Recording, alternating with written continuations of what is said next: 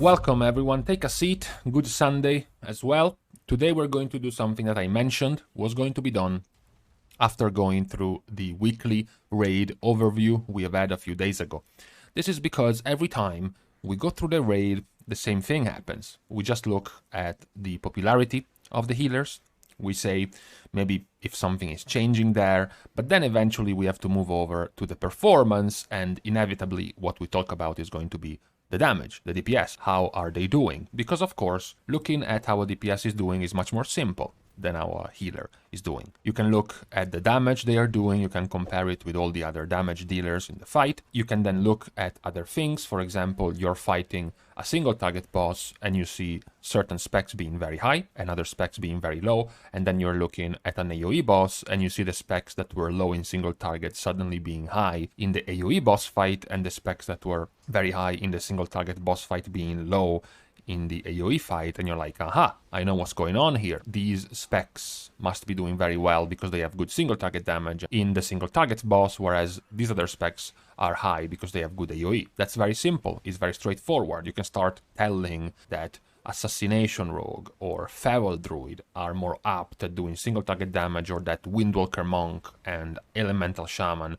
are better at AoE. Those are things you can discover quite quickly and quite simply by looking at the damage progression over the weeks when it comes to raid encounters. But then you look at healers, and this same reasoning is not really something you can do. It's not really something you can look at every week in the logs and in the performance of the specs and understand what's happening. If a boss, for example, has 70 million HP and is going to spawn no adds, that's the maximum amount of damage you can do. 70 million damage. That is it. That is all you can split amongst the rest of your DPS. But when it comes to healing, the damage taken is always going to change. There is always going to be a raid doing more mistakes than someone doing less. There is someone that might be handling a certain mechanic differently, so the damage taken might be going from 28 million to 31 to 33 to 29 to 32. So the total healing can change. And then you also have the cooldowns, the big cooldowns of the healers, which can swing how much healing can be done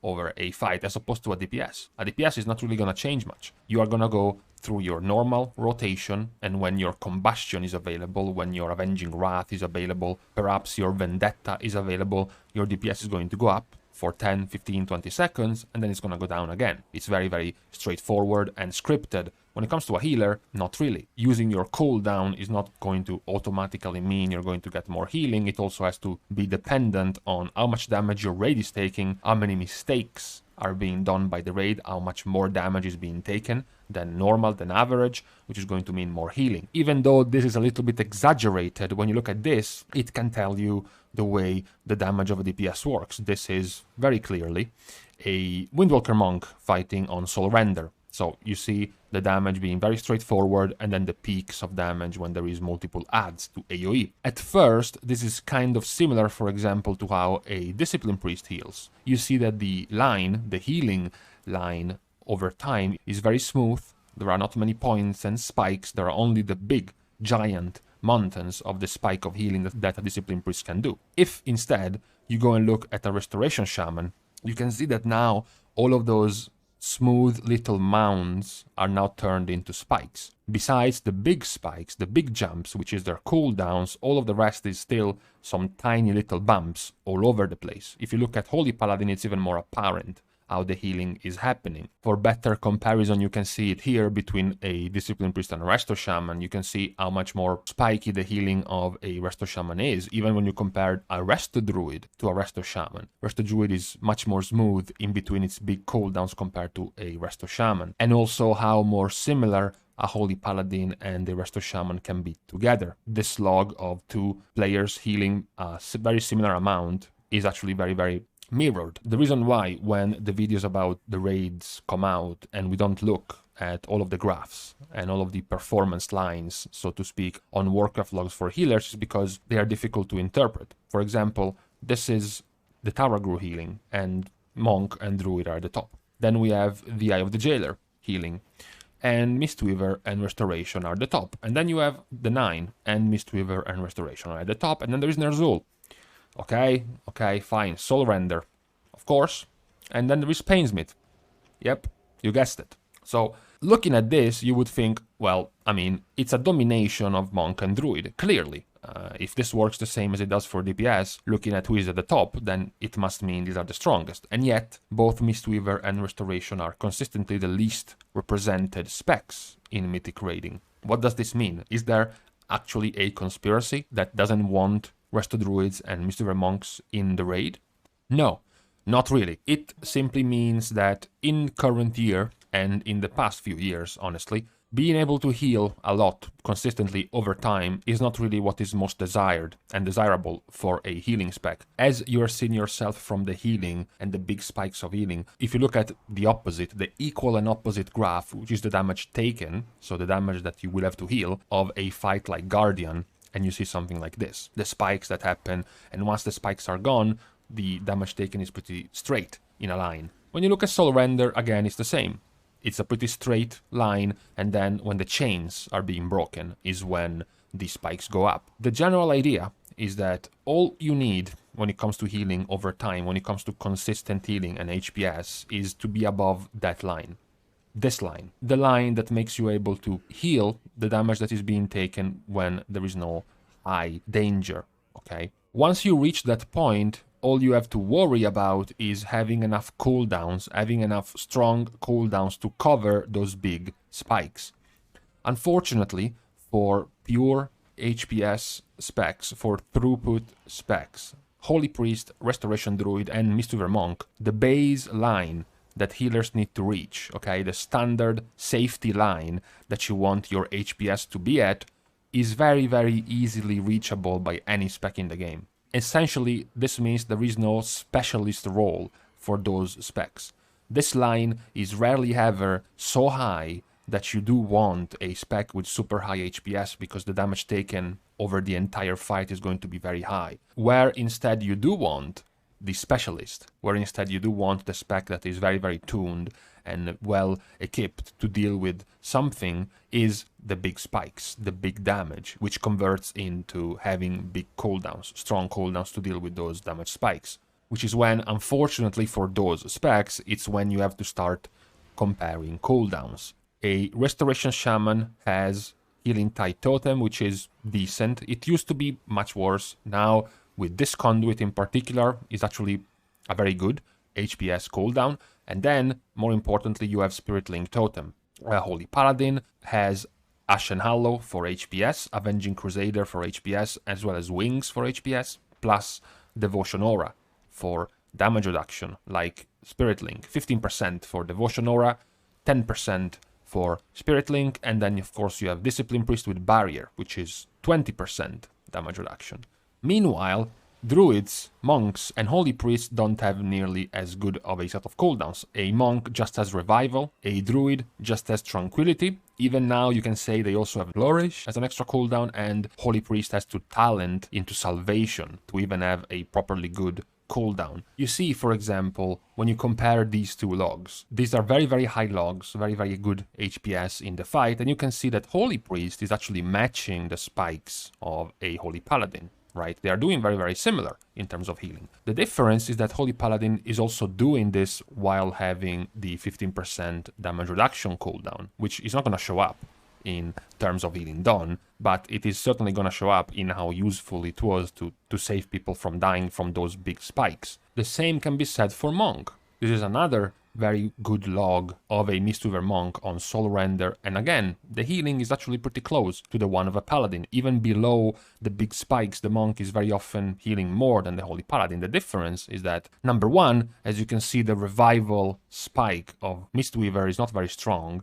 and number two, again, Mistweaver doesn't have damage reduction like a Holy Paladin does. So in the end, even when you go and look at Soul Render healing and it shows you something like this, it shows you, wow, Mistweaver is head and shoulders above everyone. In fact, the average middle of Mistweaver is higher than the top average of all the other healing specs. Yet, there are almost 10 times as many logs for Holy Paladin and Restoration Shaman than there are Mistweaver in this fight. And that's not because everyone is dumb and everyone is ignoring Mistweaver. The reason why is that clearly, obviously, given the amount of people who have killed Soul Render, it was enough to stop at this amount of average healing over the course of the fight if you add stronger cooldowns for the tougher parts of the fight, which ultimately makes the healers with weaker cooldowns lose out, because that's what you go for.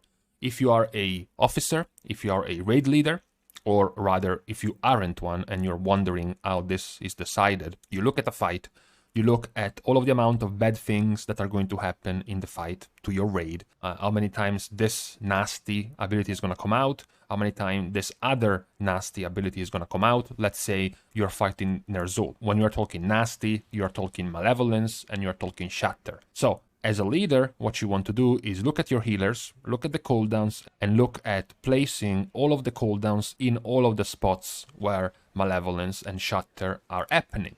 And your job, or rather your goal, is to be able to be as covered, as nicely covered, and as powerfully covered as possible in all of those instances of big damage coming in. If you have to trade 1000 average HPS, even 1500 average HPS from your healer, if it means instead of being able to slot 2 revivals over the course of the encounter, you can slot 2 spirit links and 2 healing tides over the course of the encounter, that is what you're gonna go for. It doesn't matter if in this encounter in particular, it doesn't matter if in the example of Ner'zhul, this is the average HPS of the healers. This doesn't matter to a raid leader making the raid, making the composition of his healers. What matters is that he will be able to cover the worst part of the encounter with much stronger cooldowns, even if he's losing out on potentially higher HPS by not having 3 Mistweaver, 2 Restoration Druid composition of healers. And this is the reason why, when we go over the raiding, the healer performance is basically overlooked, because it would require a much more in-depth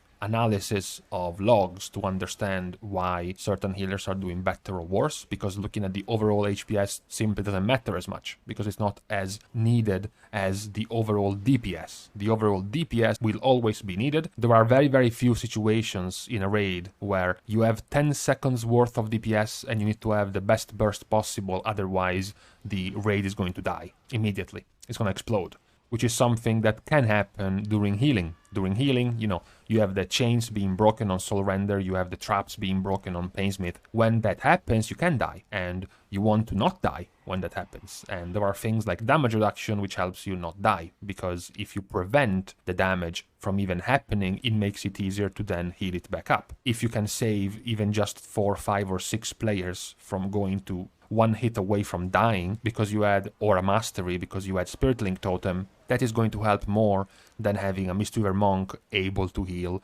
2000 more HPS every second, because those people would have been dead if Devotion Aura wasn't active with Aura Mastery or Spirit Link wasn't there in the first place. It is, in the end, a little bit sad. As I said, before Castronatria came out, I was kind of hoping that Blizzard had been able to put more emphasis on HPS specs, you know, to make it more even, between Mistweaver, Resto Druid, and Holy, and the other 3 specs. This was because you could see in Castronatria, and you see it now as well in Sanctum of Domination, by the way, that many bosses now have this passive damage ticking throughout the entire encounter. For example, on Soul Render Dormazane, yes, you have the chains that explode, yes, you have the brands going on players to do damage to the entire raid if they stand close, but the thing that also happens is Echoing Screams, which is a passive dot that is just applied to everyone and ticks at all times.